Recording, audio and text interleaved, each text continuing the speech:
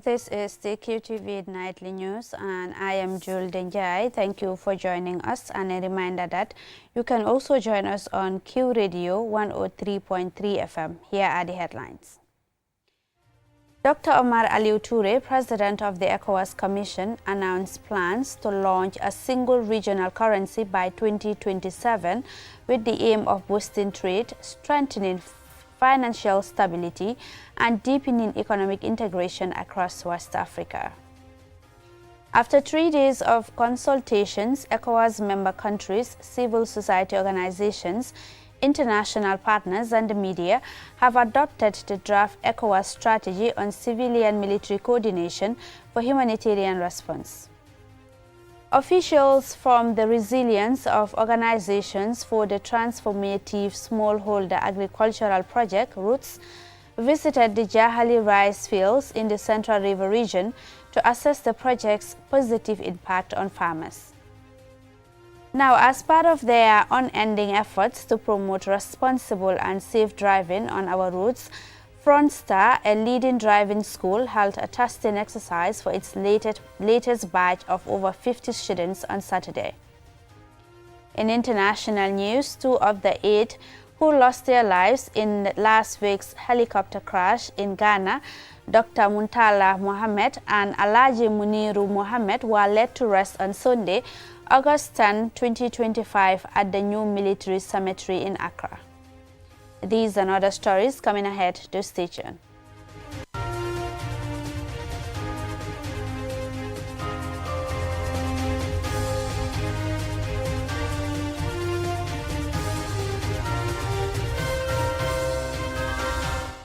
Thank you very much for staying with us. If you're just tuning in, this is the QTV Nightly News. Now, Dr. Omar Aliu Toure, President of the ECOWAS Commission, announced plans to launch a single regional currency by 2027 with the aim of boosting trade, strengthening financial stability, and deepening economic integration across West Africa. He made the announcement during a press briefing at the State House following his meeting with President Adama Barrow on the 1st of August. Usman Jatta reports. The Gambia has constantly achieve 3 of the 4 primary convergent criteria, missing only the budget deficit criteria. On the secondary convergence, the Gambia has consistently achieved 1 of the 2 criteria, missing the public debt GDP. That was President Adama Barrow speaking in June 2020, reaffirming the Gambia's commitment to the ECO. The concept of a single West African currency dates back to 2000, when 6 ECOWAS countries established the West African Monetary Zone with the goal of introducing the ECO as a common currency. Originally planned for launch in 2005, the initiative has faced multiple delays, including challenges such as economic disparities between countries and failure to meet the convergence criteria. However, efforts have gained momentum in recent years with renewed commitments made in 2020. ECOWAS views the single currency as a vital step toward deeper regional integration, increase intra-regional trade, and foster sustainable development. Speaking to the press, Dr. Omar Toure provided fresh insights on the bloc's latest timeline for the ECO. The single currency is very much on the cards. The Convergence Council met not long ago in Abuja and have confirmed that 2027 will be the date for the launch of the single currency. As you know, the launch of the currency would require a number of criteria to be met by member states. Economists argue that a single currency could bring advantages such as price transparency, increased competition, and macroeconomic stability. However, they also caution about risks, including the potential loss of monetary policy control and dominance by larger economies like Nigeria. Here is Antoinette Saye, Director of the African Department at the IMF, addressing this very point 11 years ago. The challenge for supervisory authorities and central banks increases, and so West African central banks and authorities need to work to position themselves to deal with potential financial distress in countries that can spill over into other countries as a result of financial integration. Experts have also cited colonial ties, particularly Francophone countries, monetary dependence on France through the CFA franc as a barrier. Alongside this are the occurring failure to meet the convergence criteria, weak political commitment and fears of dominance along member states have consistently delayed progress. Dr. Toure, however, presented a renewed approach to overcome these long-standing obstacles. We don't have to go with everybody to have a single currency. The idea now is to launch the single currency with those who are ready. Those who need more time should be supported so that they can also participate eventually. Although the 2027 timeline is ambitious, if successfully implemented, the ECO could dramatically shape the region's economic landscape and bolster ECOWAS's collective influence on the global stage. Osman Jatta, QTV News. Now, after 3 days of consultations, ECOWAS member countries, civil society organizations, international partners and the media have adopted the draft ECOWAS strategy on civilian-military coordination for humanitarian response. Jennifer Sonko was one of the media representatives, and this is her report. Participants reviewed the draft ECOWAS strategy on civilian-military coordination for humanitarian response and provided feedback on the strategic objectives, pillars, implementation mechanism and its proposed coordination structures at strategic, operational and tactical levels. Participants affirmed the strategic relevance of the strategy as a critical tool for improving humanitarian coordination in complex emergencies across West Africa. Mohammed Ibrahim is the head of the Disaster Risk Management Unit at the ECOWAS Commission. First, that it really shows that we have a lot of work to do here at the Commission to ensure that all these recommendations and the outcome of the meeting, they are transformed into action. So this is a strategy that needs to be transformed into concrete action. The strategy's vision, mission and guiding principles are anchored on humanity, neutrality, impartiality, independence, gender sensitivity and civilian control, which were broadly endorsed by the participants. Here is why Dr. Olujomoke Ganiyat Jeo, Gender Focal Officer at Nigeria's National Defense College, believes the strategy should be inclusive, especially in terms of the involvement of women and young people. And parts of the process should be active participants all through the processes at various stages, be it at tactical level, be it at operational level, or even at strategic level. And when we do that, I'm sure that this document is going to be owned by all ECOWAS member states, all ECOWAS citizens, because it's ECOWAS of the people. So we want the document to be our document. Participants have called for a robust monitoring and evaluation framework.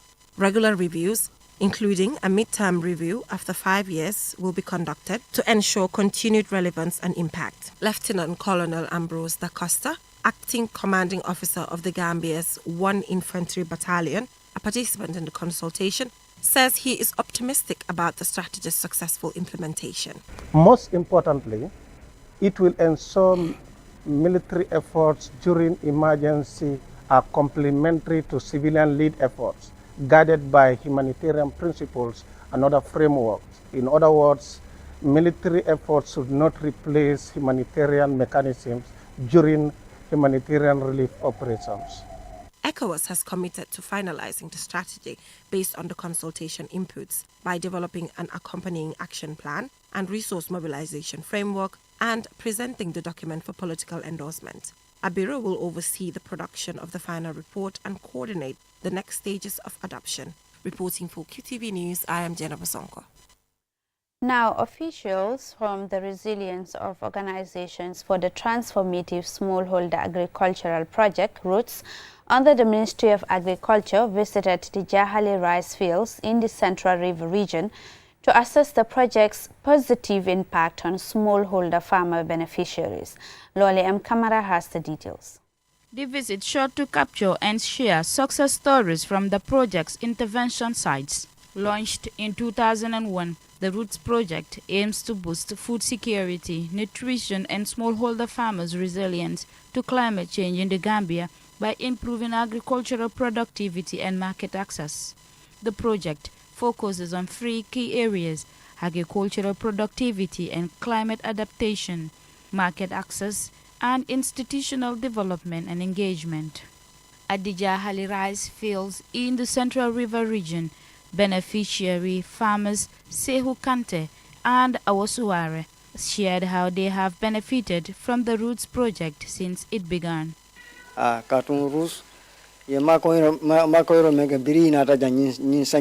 Since the Roots project was introduced to our community, it has greatly eased many of our challenges.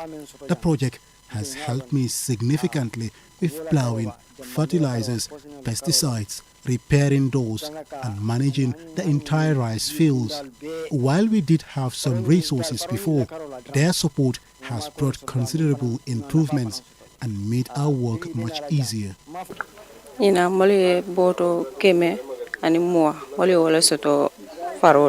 This year, we have harvested about 120 bags of rice from a 1.5 hectare field. We boosted our production thanks to seeds and fertilizers provided by the Roots project. Our main challenge now is the lack of plowing machines, which causes delays in preparing our farm on time. We hope to receive support in this area as well. Musa Sidia Sise from Jahali is another beneficiary. I had a bumper harvest this year. Gathering up to 400 bags of rice, I sold part of the harvest and kept some for our household. The money from sales goes towards my children's school fees and other farm expenses, which I cover before seeking outside support. Before the Roots project, I struggled, but their intervention had enabled me to do much more. They assisted with plowing, provided equipment that makes weeding easier, and offered training on how to better manage and care for our fields. Nuhanyagado, the Capacity Development, Knowledge Management and Communication Officer for the Roots project, states the reason for the visit. Specifically, we wanted to get the impact of the interventions, through our crisis response initiative. We invested a lot of money here, like we've changed 104 gates. We've rehabilitated 11 culverts. But in addition to that, also, we have a subsidized input support, which is a package wherein we give fertilizer, certified seed, plowing services, but as well as herbicides. Rice remains the country's staple food and is cultivated across various regions. The Jahali rice field is recognized as one of the Gambia's key rice producing areas, playing a vital role in reducing rice imports. Through Roots interventions that boost yields and cut post-harvest losses, a greater share of locally consumed rice will come from Gambian fields instead of imports. For QTV News, Loliam Kamara. We will now go for a commercial break. When we return, we have more national and international news stories for you. Do stay tuned and join us after the break. Hi there, my name is Nuruddin Adams, a proud product of this noble institution. Heritage Christian University is not just a learning place, but a community that transforms lives and empowers its students to become compassionate entrepreneurial leaders. My journey here has truly been life-changing, and I invite you to come experience the same. Whether your passion is into business, nursing, midwifery, psychology, communication studies, multimedia technology, information technology, or theology and ministry, Heritage has tailored these programs for both the undergraduate and graduate studies to suit your goal. If you're ever ready to take your education to the next level, then pick up an application form and join us today. At Heritage, you are never alone, as members of the community will stand and work with you every step of the way. Welcome to Heritage Christian University.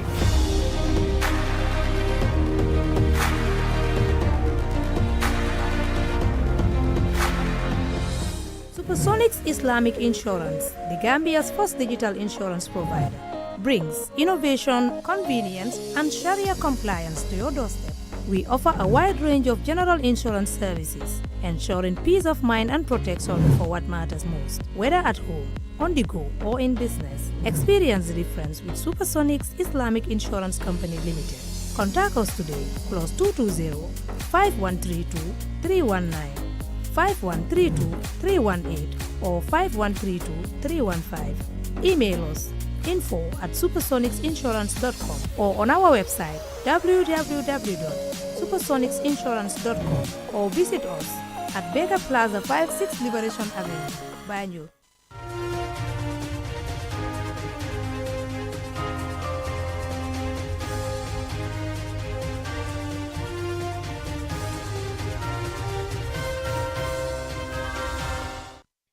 Welcome back, and this is QTV News. Now to the rest of our stories.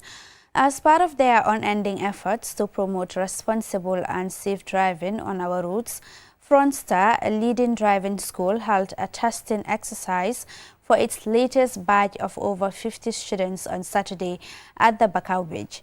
As Aliou Cisse reports, the school's founder and CEO, Modu Lamin Baji, remains committed to reducing road accidents in the Gambia. With improved road infrastructure and increasing traffic has come a worrying rise in accidents. At this exercise, every aspect of driving is closely monitored by well-trained, seasoned instructors and professional testing officers. The purpose here is not just to help students pass the driving test, but to shape them into drivers who understand the responsibility that comes with being on the road.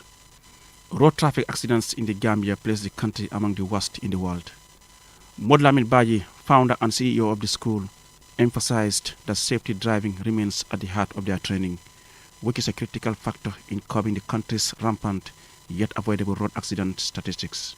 First, we test your vision. That is a vision testing. And from there, we will test you with the practical, that is on the reverse and parallel parking, that is a UN standard. And from there, you will continue on the theory, that is the highway science. And combine this together, we have a total percentage of 100. So the minimum mark for the student to pass is 60. 60 below, then the student needs to go back to the school and continue learning. Yafatu Gay, a journalist with QTV, and Hussein Roberts, a US-born Gambian, are among this batch of students. They share their experience and impressions of the school. It was a great experience for me. Imagine having cool instructors who are not always frowning their faces, making everything so cool. The likes of Lamin and Babuka, they made learning so easy for me. You know, they take timing very seriously, and the content, it's all very organized. It's very easy to learn and know what you're actually learning. So I think that's one of the things I liked about it. Also, they're very transparent, so they ask you what you want to learn, they ask you problems you have with it. So I really like that transparency because I get to speak my mind and they actually react to it.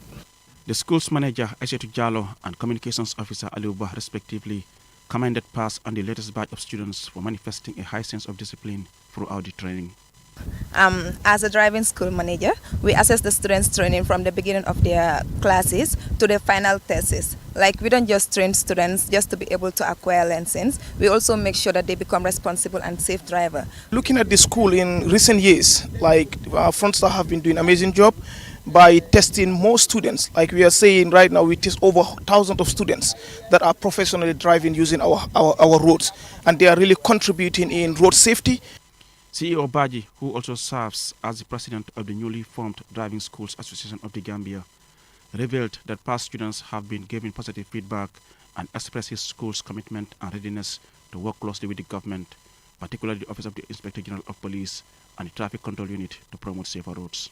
They've opened their doors with us, and there are a series of dialogues that is happening between us and the police, and we hope things will go fine after all, inshallah. Now that this batch has passed this critical stage of their training, the school will now facilitate the acquisition of licenses and issue an official certificate of completion. Frontstar Driving School can be reached on 1218, a toll-free number, or 355-6666 and 753-6666. Reporting for QTV News, I am Aliou Cisse.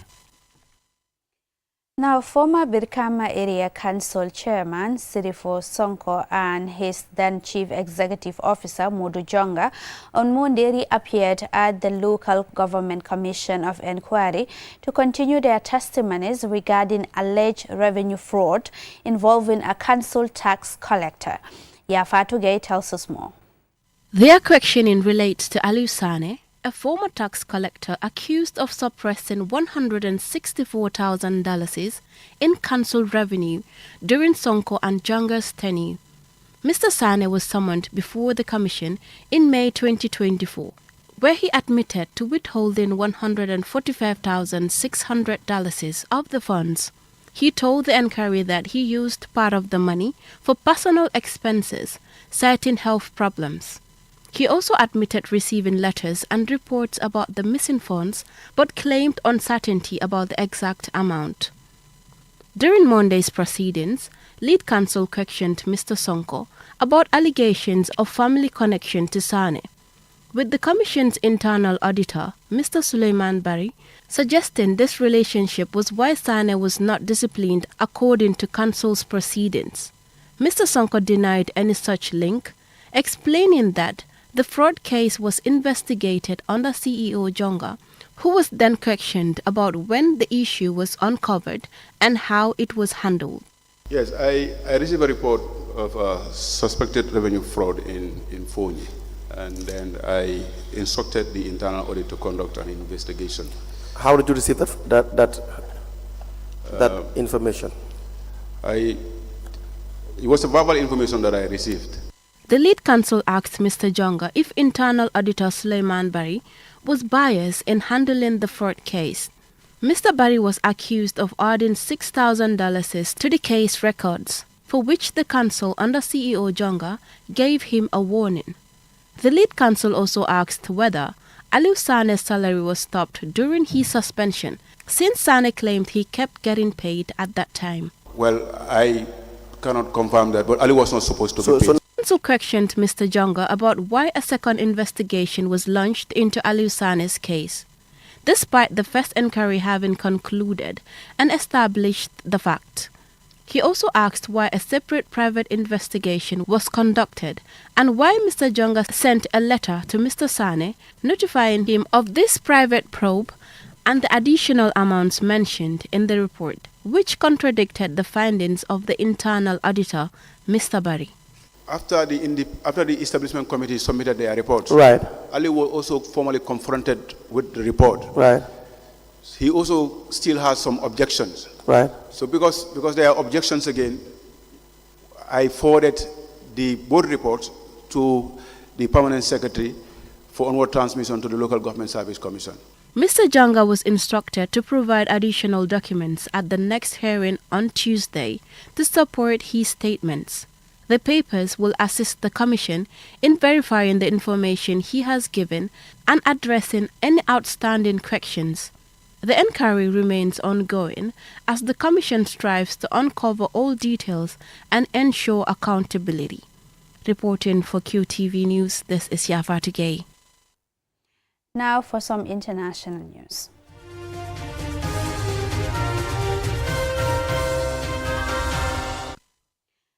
Now, 2 of the 8 who lost their lives in last week's helicopter crash in Ghana, Dr. Muntala Mohammed and Alaji Muniru Mohammed, were laid to rest on Sunday, August 10, 2025, at the new military cemetery in Accra.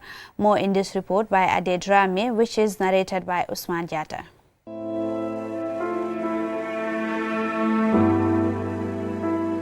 Culturally, we've become used to preparing for the loss of loved ones, even in brief illnesses. Yet in this increasingly complex and fast-moving world, we're sometimes faced with such sudden bereavement, forcing us to confront how fragile and how fleeting life really is. Here today, gone tomorrow. That was His Excellency John Dramani Mahama, who led the mourners at the memorial ceremony on Saturday. The 2 buried on Sunday were among the 8 compatriots who tragically lost their lives in the recent helicopter crash that shocked the nation. The remains of all 8 victims had been sent to South Africa for DNA testing due to the extent of their bones. In line with the Islamic traditions, the Environment Minister, Dr. Ibrahim Murtala Mohammed, and Alhaji Lemuna Muniru Mohammed, the Acting Deputy National Security Coordinator, were laid to rest on Sunday, August 10th, following Janazah prayers. The National Chief Imam Sheikh Osman Nuhu Shaributu led special Janazah prayers for the late Dr. Ibrahim Murtala Muhammad and Al-Haji Limuna Muniru Muhammad. The ceremony was held at the forecourt of the State House the day after what was billed as an evening of reflections and memorial for the 8 people who lost their lives. Sierra Leone's President Julius Maada Bio, who is also the new chairman of ECOWAS, was the only current head of state to attend the Saturday evening event. Here is President John Dramani Mahama again. There were only a few days ago vibrant lives, each dedicated to a singular cause, the betterment of our country. I want to honor those lives that were lived in full with unwavering passion and a commitment right up until they took their final breath. Let us therefore transform this. Let us honor their memories not just with tears, but with renewed dedication to the very ideals that they lived and died for. May the souls of our comrades and colleagues rest in perfect peace. Speaking at the memorial event, Vice President Her Excellency Professor Nana Jane Opoko Ajemang echoed the sentiments expressed by the President. It is a time for wishing our colleagues who have perished in the line of duty. It is a time for praying for comfort for their families and for everyone. It is a time too for the rest of us, all of us, to renew our pledge to work in ways that truly advance our country, as they have tried to do. Reporting on the event, the Ghana Broadcasting Corporation echoed the sentiments and described it as not simply a ceremony of mourning. It was Ghana's collective soul searching. This profound event has become the national stage for transforming shared grief into a powerful, renewed sense of purpose. A state funeral for all 8 crash victims is planned for this Friday, the 15th of August. Osman Jatta, QTV News. This is all we have for you in this edition of the news. Join us at 10 p.m. for another news bulletin. Thank you for watching.